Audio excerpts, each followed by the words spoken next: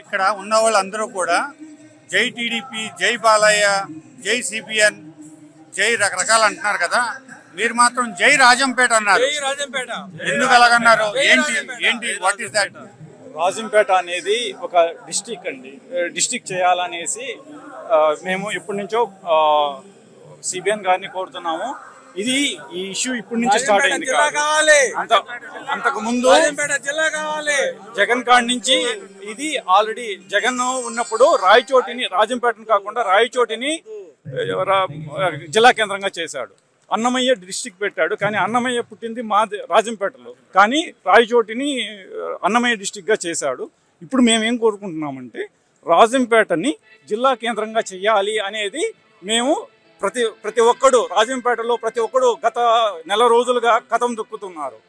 మాకు జిల్లా కావాలి, మాకు జిల్లా కేంద్రం కావాలి, లేదంటే మమ్మల్ని కడపలో అన్నా చేర్చండి, మాకు జిల్లా అన్న కావాలి, మాకు రాయచోటి వద్దు, రాజంపేటే ముద్దు అని ఇప్పటి నుంచో ప్రతి ఒక్క ప్రైవేట్ ఆర్గనైజేషన్స్ కానీ, ప్రతి ఒక్క ప్రజలు కానీ, లేడీస్ కానీ, ప్రతి ఒక్కరు వాళ్ళ స్థాయిల్లో స్వతంత్రంగా వచ్చి వాళ్ళు ఉద్యమిస్తున్నారు. లేకపోతే కలిపేయండి.